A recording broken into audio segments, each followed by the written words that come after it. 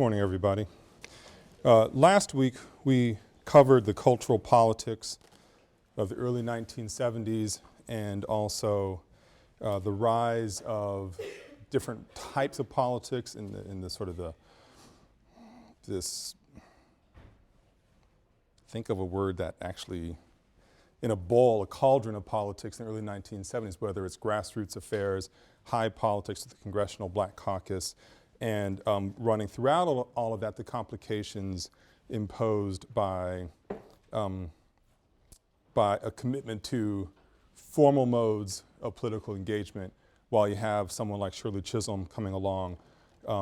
So you see the way in which gender is this fault line when it comes to race politics in the nation in the early 1970s. It's been a fault line for the longest time, of course. What I want to do today is cover chronologically a lot of the same time period, but through a biography. One person I've not really mentioned much at all in the course, but who's in the last few weeks, but who's becoming incredibly important as we go through the 1970s into the 1980s, is Jesse Jackson. So I want to focus on this sort of political biography of this person as a way to help us understand, maybe even summarize really, the shifting cultural politics of the 1960s, the rise of a different array of politics in the 1970s, and then heading us into really what is this week is mainly about is high politics as far in the as the way they are expressed through presidential politics. So basically, at any given moment, you could go through high, low, medium levels of politics. This week we'll be moving from the grassroots through Jesse Jackson up through the highest echelons of power in the United States. Now, last Monday, I concluded the lecture playing an excerpt from Stevie Wonder's song, Big Brother from 1972. One of the lines, I don't expect you to remember it, he's talking about, my name is nobody.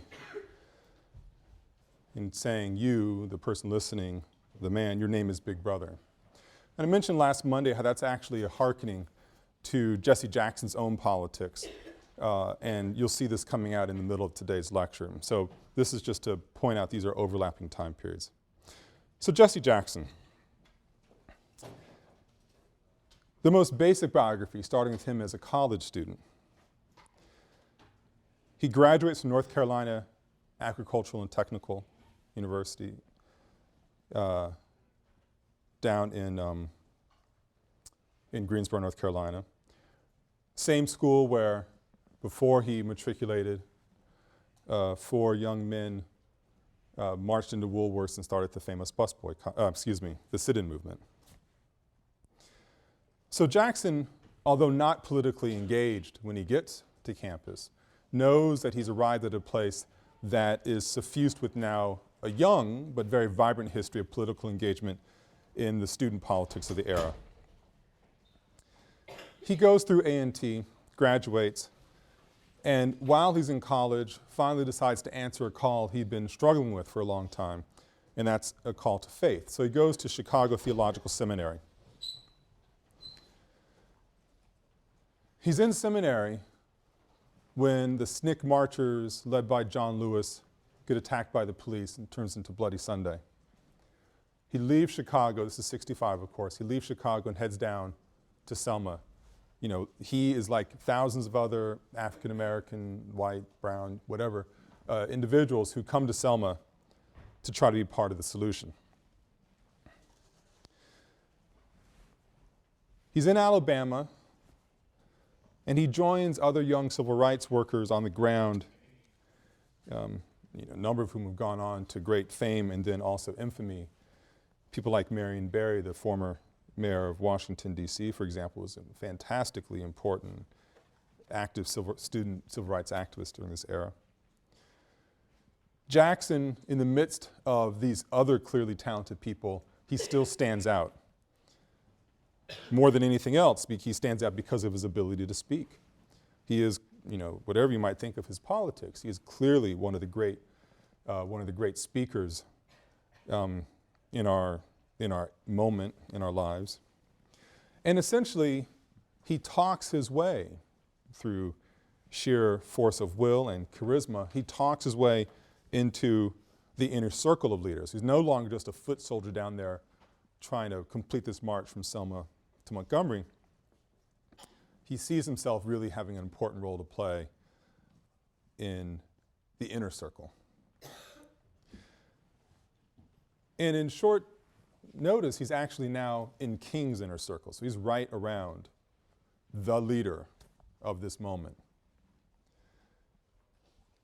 Very early on, there begins to be whispers about Jesse Jackson. A little bit too good to believe, an incredible opportunist, unbridled ambition. And these are all, concerns that have followed Jackson throughout his entire political career, of course, but they're starting at that very moment. The SCLC, bless you, the SCLC sensing that they've got somebody special in their midst who can really make a difference, he's engaged in something, sends him back to Chicago. In the leadership of the SCLC, King included, bless you. I thought I heard another sneeze coming. It is allergy season after all. They see Jackson as a person who can sort of establish a beachhead for SCLC, dealing with economic issues. Now remember, SCLC heads to Chicago in '66. So Jackson is sent there to sort of pave the ground and get things set up. What he does when he gets there is sets up a group called Operation Breadbasket. And it is a group underneath SCLC's umbrella. Operation Breadbasket is solely based in Chicago. And with Jackson's great charisma and power, he starts having great success and starts developing real powerful leadership networks, kinships in Chicago. And what was Operation Breadbasket all about? It was about trying to diversify business opportunities and service in the black community in Chicago. This is a highly segregated city, very large and densely packed neighborhood in the south side of Chicago, much more than a neighborhood. And Jackson uses a strategy he's maintained for decades. That's the economic boycott. So Operation Breadbasket is organized around the idea we will boycott, we'll gather together black consumer purchasing power. And we will boycott Chicago companies that don't conduct better business practices in black communities. Because Jackson has been so successful at getting people together. I mean, Operation Breadbasket is doing all the classic things that civil rights groups are doing, have done throughout the breadth of this course. I mean, they're also, putting food on people's tables. They're providing job banks. They're doing basic education. But companies quickly concede because Operation Breadbasket it's working. And so you see companies start hiring black managers. This is important. I mean, this is different than the boycotts in the past, like A. Philip Randolph was threatening, where he's trying to get as many black workers on the factory floor, thinking back to the defense industry jobs in World War II. Jackson is going at the management level, because we can hire all the black factory workers we want, but there'll be a glass ceiling. You won't break into management. You won't run the business or a franchise. That's what Jackson's targets. Companies recognize what's going on and realize they better get on board. They start hiring black managers. Jackson then, with the support of SCLC, takes Operation Breadbasket national. It's going to be part of a national economic engagement with race politics. Clearly, Jackson's star is rising.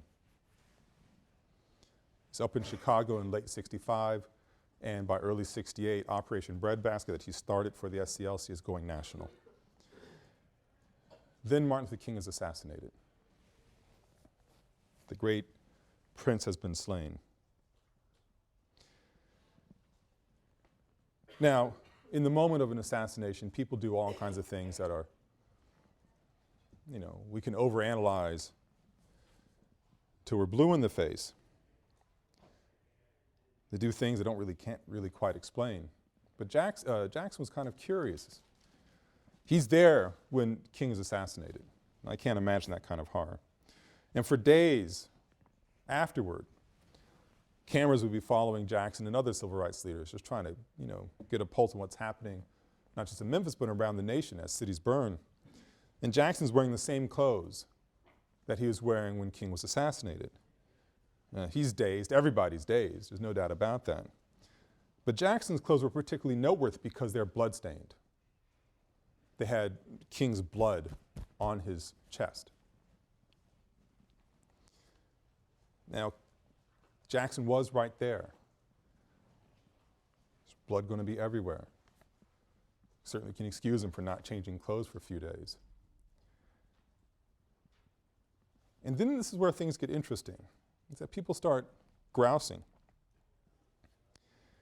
And when Jackson said he's going, was going down to King's body to try to stop the bleeding. And he had blood on his shirt and hands had just wiped it on his shirt without thinking about it. It's a natural kind of reaction. Others start saying Jackson deliberately put his hands in King's blood and deliberately wiped it on his shirt. Now, I have no idea what is true. But the fact is, this is the level of the conversation within sort of closer circles around King, trying to understand what the heck is Jackson doing. So you see Jackson with the bloody shirt then being caught in this interpretive moment. Is he a symbol? Is this bloody shirt a symbol of the nation's guilt? Or was the blood on Jackson's shirt the symbol of his own anointment of his leadership status within Black America? Now, helping understand some of that really aggressive critique of Jackson, people thought, what's he actually doing here? It's important to understand that when SCLC sent Jackson up to be set the groundwork in Chicago, a number of them were just trying to get him out of the South. The man wouldn't stop talking, apparently. And King, according to some reports, just get this kid out of here, send him to Chicago, have him do something. No one expected him to succeed. But he does succeed. And his success burnishes his ego, which is certainly substantial. And without great surprise, his great success also causes friction. Nothing breeds contempt like success, after all. So as Operation Breadbasket continues to grow, as Jackson seems to declare himself, if not the, then one of the most important leaders in Black America after King's assassination, and there's certainly enough confusion where that kind of claim would make sense, it becomes clear that SCLC and Operation Breadbasket are not going to succeed. They're not going to survive together. Too many bulls in the china shop. So Jackson splits from SCLC in 1971 and forms another operation, Operation Push. Now you may remember thinking back to, a month and a half ago in the course, that after the success of the Montgomery bus boycott, King was thinking, what's the next thing for him to do? And Bayard Rustin said, you got to have an organization and capitalize on this energy. And Bayard Rustin wanted it to be called the Southern Leadership Conference, and King changed the name to the Southern Christian Leadership Conference. Well, Jackson splits and forms Operation Push, People United to Save Humanity. That's what the original title is. People United to Save Humanity.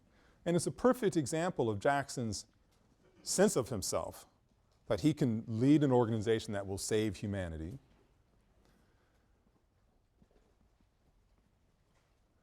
But he had advisors as well and say, you know, Jesse, it's a bit much. Heck, you're not even 30 years old yet. So the name of the operation was changed before it went public to Operation Push, People United to Serve Humanity. Much more in spirit with the Christian ethos that Jackson stood for. So Operation Push is Chicago-based. This is Jackson's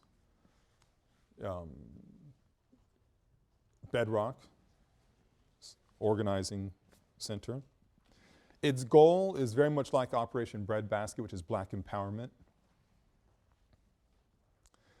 And through Operation Push, Jackson essentially becomes the black ambassador to white corporate America.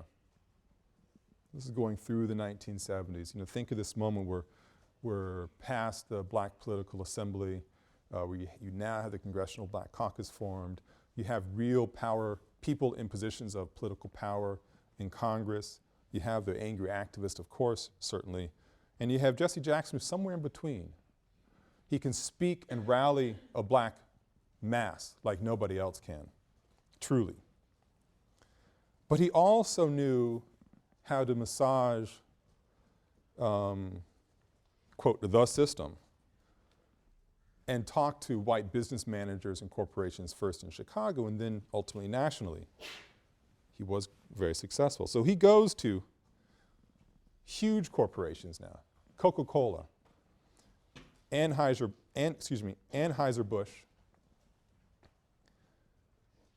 Kentucky Fried Chicken, Burger King. He's going to these businesses knowing that there was a disproportionate amount of black purchasing power related to these corporations and their products. And he threatens a national boycott of all of these brands unless blacks begin to receive leadership roles in these organizations. So now we've traversed the 1970s. Now we're in 1981.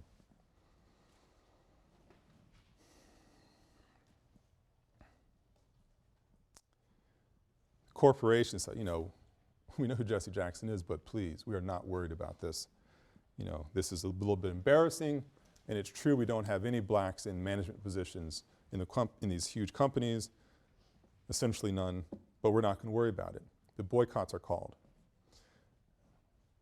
And I remember the Coca-Cola boycott, mainly because I liked Coca-Cola when I was able to get it, and because, and this is actually more to the point, Coca-Cola owns Minute Maid orange juice.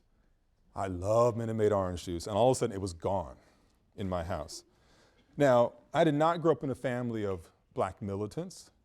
I grew up in a family of my father can't stand Jesse Jackson. Almost personally, I really don't know the source of the bile, but he just can't stand him. But the boycott made sense to my parents. So replacing my beloved Minute Maid orange juice was this, I think it still made this really bitter, nasty Donald Duck orange juice. It was just horrible. So I felt rather aggrieved by the boycott myself. But the boycott was incredibly successful, actually, and especially with Coke and all of its products. Coke starts losing money rapidly. And Coke says, well, we've got to fix this. And they start targeting black business leaders in various communities to start buying, or allowing them to buy franchises. You know, the local bottling franchise, for instance. And then a funny thing happens. Once Coke changes its agenda, its tactic regarding this boycott, and starts bringing in black managers and franchisees, they start making money hand over fist. They're embraced by the black community even more so than before. And they start realizing, hey, you know, there's something to this. And so Coke becomes a model to a certain extent, which is very important, to a certain extent of developing a black consumer base. In fact, you have, during this moment, in the wake of blaxploitation films, people are realizing, my God, there's a lot of money to be made in black America.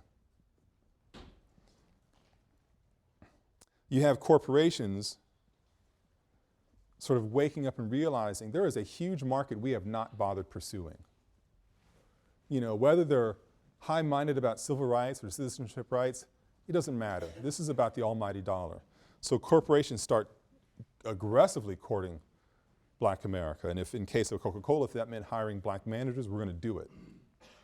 Now, the caveat to all of this is that the glass ceiling still remains there, it's just a little higher up. And this would become a case of great bitterness, this phenomenon, as we go through the 1980s into the 1990s, as this first generation of black managers, and women managers as well, start trying to move further up in the hierarchy, and they're stopped. And you actually have lawsuits following in Coca-Cola. Texaco was quite famous in the mid to late 1990s as well, for a very powerful, powerfully coherent glass ceiling. But in the early 80s, something's changed, and Jesse Jackson is the person who led that change. Now, the success of the boycott with Coca-Cola and other corporations inspires Jackson to do something more, and he's going to run for presidential office. He runs in 1984, which is the largest symbolic campaign that is practically scuttled from the start by Jackson's loose sort of politics make strange bedfellows affiliation with Louis Farrakhan from the Nation of Islam. And also for an unfortunate remark that Jackson made himself, referring sort of one of these passing comments, probably made when he was quite tired, referred to New York City as Hymietown. That would be akin to calling Washington, D.C. Niggerville in people's minds. The mayor of New York City, Ed Koch, was infuriated by the comment, for good reason, no doubt. And although Jackson apologizes right away, the mayor wouldn't let up. Just keeps hammering away. This is who Jesse Jackson really is. Now we really know what's up with this particular individual. And to make it worse, he's associated with Farrakhan, sympathetic to the Palestinians. You know, the whole thing's wrapped up in this one moment. Again, Jackson apologized for the remark as quickly as he could and said famously, "God isn't finished with me yet. I'm far from perfect."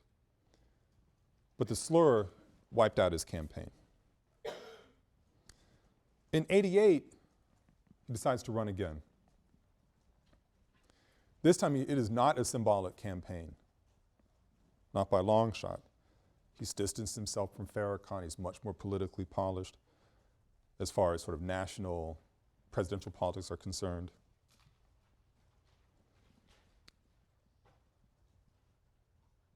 And in fact, in '88, he terrifies Democratic leadership when he starts beating their people, their likely candidates. Now I know it sounds like no big deal in the age of Obama and his fantastic run in 2008, but we have to forget that for a moment, go back 20 years. And after Jackson wins the Michigan primary, he's actually the front runner in the Democratic campaign. It's early on. But people thought, wait, stop a second. I mean, it was cute when he boycotted Coke, you know, and his various antics over time are, you know, inspirational, certainly. But this is serious now. He is a Democratic front runner for a series of primaries. And what's the change between '84 and '88? The big change is that, aside from being more polished, is that Jackson really masters something that Carl Stokes had done 20 years earlier in Cleveland. And he builds a coalition that hadn't been seen at the presidential level, had never been seen at the presidential level before, through the Rainbow Coalition, this organization that he also heads up. He reaches out through the Rainbow Coalition to people of all kinds of aggrieved backgrounds. Blacks, of course, are going to be as strong as base. People working in labor unions, people trying to organize into labor unions, agricultural workers, reaching out to women, to the poor. And then during this moment of great dawning awareness of the AIDS crisis, HIV and AIDS crisis, it's reaching out to people suffering from HIV and reaches out to the homosexual community, something that was quite shocking for Jackson. Reaches out to the disabled. And he pulls them all together in this great quilt, as a metaphor he uses a lot, and says that he speaks for everybody.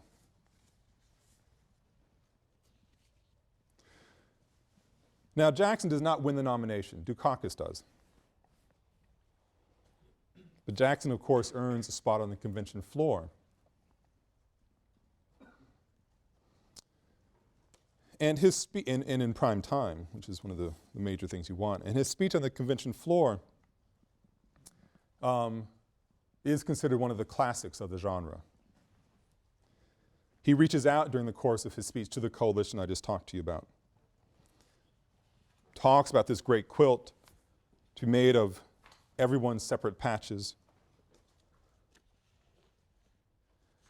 He criticizes Ronald Reagan aggressively, especially his what he refers to as Reaganomics, system of economic reform that radically cut taxes to the wealthy, and the idea that they would get a lot more money and they'd invest more in society, and then it would trickle down the investments to the middle and working classes, trickle down economics, something that Jesse Jackson thought had ravaged the American economy and the working class in particular. And he sees Reaganomics as quite morally bankrupt. And I'll play for you a clip from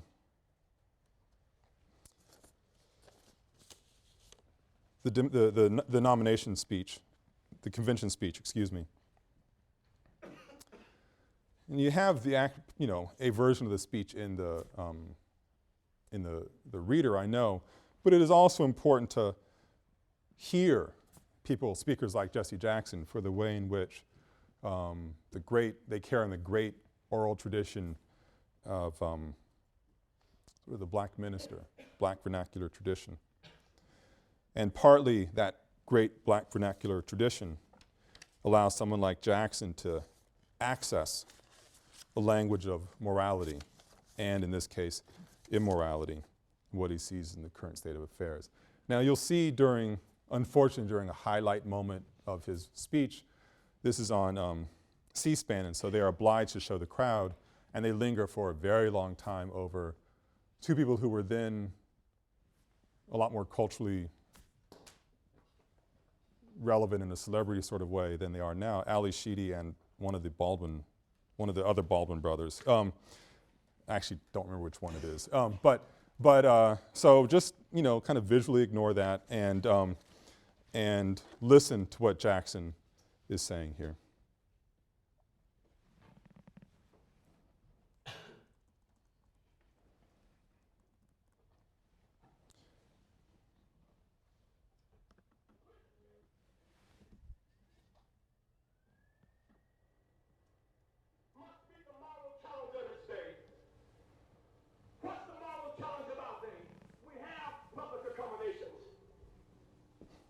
Who have the right to vote.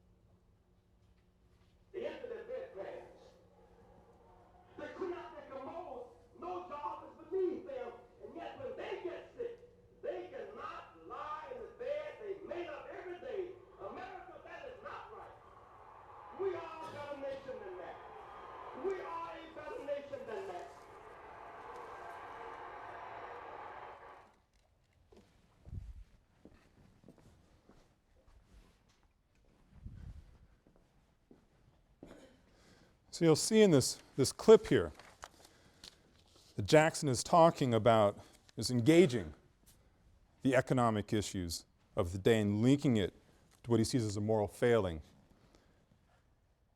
of the leadership of the moment. Jackson is speaking against, in addition to, this economic logic that was a sort of reverse Robin Hood, this trickle-down economics. He's also speaking about a culture of covert racial politics that has come to define much of the 1980s. Now, doing a quick survey, going backwards now to the early 1970s. President Nixon is in office.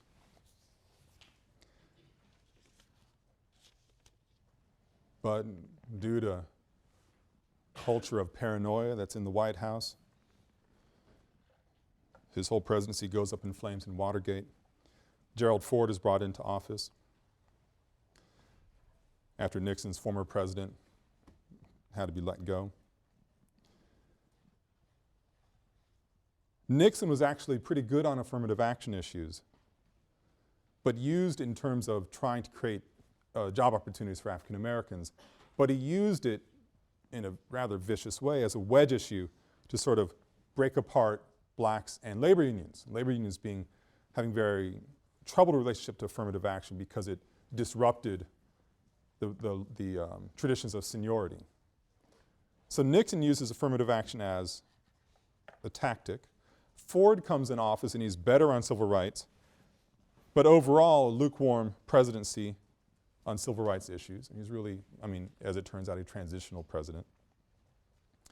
And then this mystery from Plains, Georgia, Jimmy Carter, former governor of Georgia, sort of comes out of the blue, a very moderate Democrat who now, as our politics have gotten more conservative in this country, looks like some kind of crazy liberal often. He's a very moderate Democrat. And actually, on racial issues, it's actually pretty progressive, speaking of a Southern tradition of governors, certainly. Carter is able to speak to black America unlike previous presidents had been able to. He wins huge black vote, 90% of the black vote. 5.2 million blacks vote for Carter. He wins by 1.7 million votes. Now, whenever people talk about this population, that population, got someone elected into office, and you can cut and slice the statistics any way you can. But the belief was certainly there that the black vote delivered Carter into the White House. And there was an expectation of return. So while Jesse Jackson's organizing economic boycotts and developing into the star that he would really become, Carter is wrestling over how to diversify the executive branch of the federal government. He starts making numerous appointments, African Americans. 15 ambassadors are now black, 30 federal judges, 50 sub-cabinet officials, 110 members of advisory boards, 25 members of the White House staff. These are numbers that no one had seen before.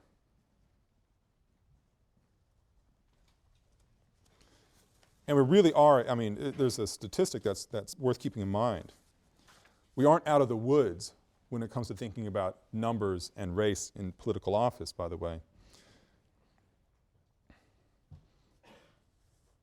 1972, you have the first time in 70 years that you have a black person elected to Congress from the South. So there's no black representation from the South, Congress, from the turn of the 20th century into 1972, right before Carter takes office. And it'll be another 20 years, not till 1992, that North Carolina and Georgia send a black representative. First time since Reconstruction. So when we're talking about putting White House appointees in place, it may sound kind of trivial today, but you need to understand that there has been an erasure of black presence at the federal level especially from the South, and Carter brings up an army of Southern folks into the White House. One of the slams against him is that he didn't understand D.C. In fact, he tried to play himself against D.C., and he brought in all these Southern yokels, this is the critique, that didn't understand how to navigate D.C. But he brought up these traditions as well, tradition of black erasure, but Carter changes that. So he's seen as a real progressive in that regard. But still there is controversy. Andrew Young, former civil rights activist extraordinaire, he's a United Nations ambassador, big deal, but meets with Yasser Arafat without authorization. He's forced to resign. There's this always lingering connection between African Americans and the Jewish question in the Middle East and Palestine.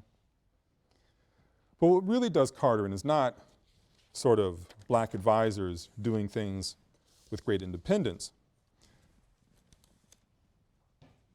Basically, it's a largely ineffective presidency. The economy that had gone in the tank during the Nixon and Ford administration stays in the tank with Carter. Students in Iran capture the U.S. embassy and start keep hostages. Keeps them for the remainder of the Carter presidency. Carter actually tried to have this incredible raid, storm the embassy, and then it was destroyed by complete ineptitude in the deserts, and Carter was exposed for being just ineffective across the board.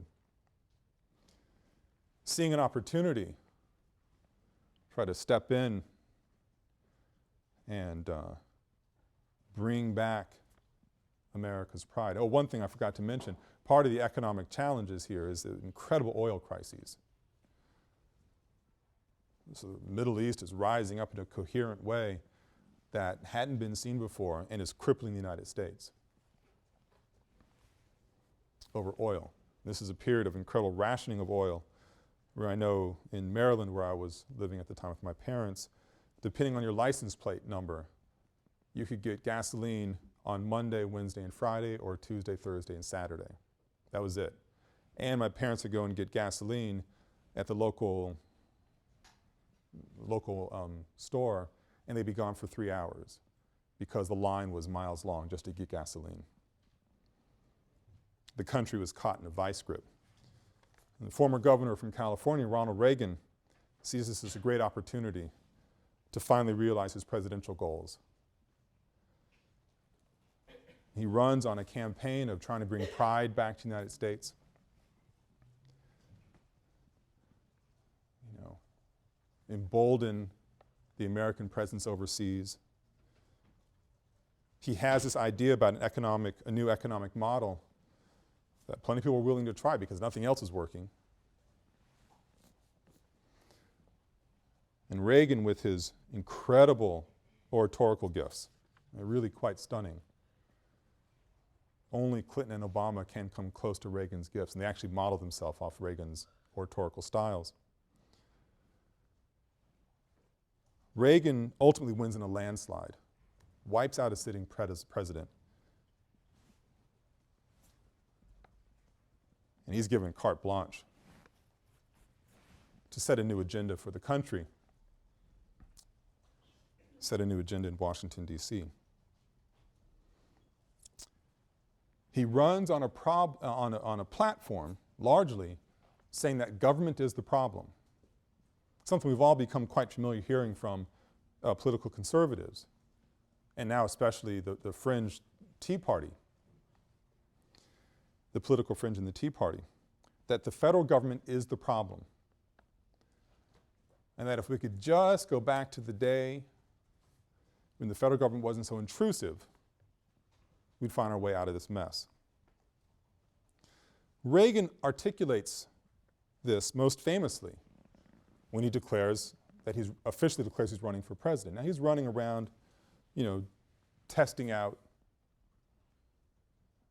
talk in various places quietly in the country, but he makes his public declaration for his candidacy in Mississippi at the state fair. And he declares at the State Fair in Philadelphia, Mississippi, hope that rings a bell, that he's for states' rights. Again, the federal government is the problem, states' rights are the solution. In Philadelphia, Mississippi. Now, it's important to belabor the point, just in case, just make sure you don't miss it. When Reagan does this, it shocks people as much as it excites people. Certainly his political base is thrilled. Finally, someone is going to get the federal government off our damn back. Civil rights activists are horrified for reasons I hope are painfully obvious to you at this point. I've already laid out over the course of the last few weeks about this battle, no longer simmering, between the federal government's ability to exert authority versus the individual state governments. So much of the civil rights agenda of the 1960s is about creating federal oversight into elections, for instance,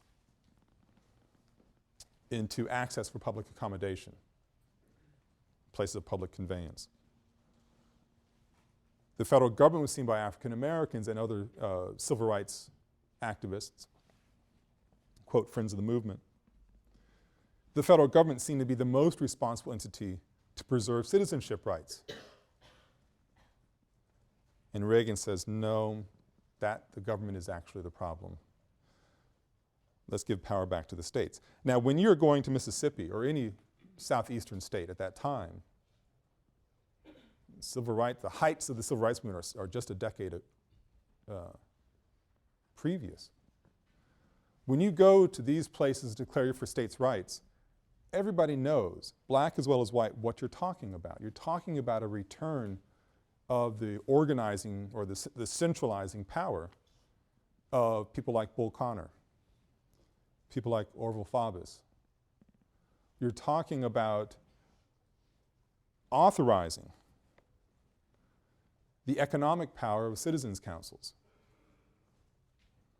talking about supporting in covert ways the Ku Klux Klan in the worst of the situations. Now, I mentioned a few moments ago that Jesse Jackson's fighting against economic policies, this is in his speech in '88, the economic policies that Reagan puts into motion after he wins the presidency. And he's also fighting against an era, I should say, of covert racial politics. And this is where Reagan's announcement is so particularly important. Reagan never mentions anything about race when he declares for the presidency. But when you talk about states' rights in Philadelphia, Mississippi, the site where Schwerner, Goodman, and Cheney were disappeared, people understand what you're talking about. Now, this is what has happened to the, and we'll see over the course of the next two lectures, this is what has happened to the conversation about race in America in what is allegedly the post-civil rights moment. The laws are on the books, Voting Rights Act, Civil Rights Act, Voting Rights Act. Affirmative action is there. You have all these mechanisms in place to preserve citizenship that have been race-based because they've been race-denied. It is certainly not fashionable any longer, unless you're out on the political fringe, to race bait in a way that you could have before. You know, Bull Connor was proven wrong. You can't be like Bull Connor and expect to have a political future. It's uncomfortable to talk about race in a way that someone might interpret as negative. No one wants to be seen as racist. Certainly no one who wants to get elected to office. Because if you start being seen as a racist, well, Jesse Jackson's going to rally the troops and come after you. And I'm not really being fanciful, I'm being literal. And so you have a rise of politicians, and Reagan is an absolute expert at it, that can talk about race politics without never talking about race.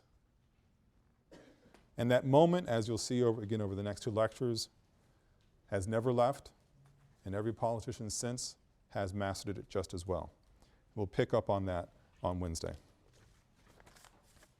Thank you.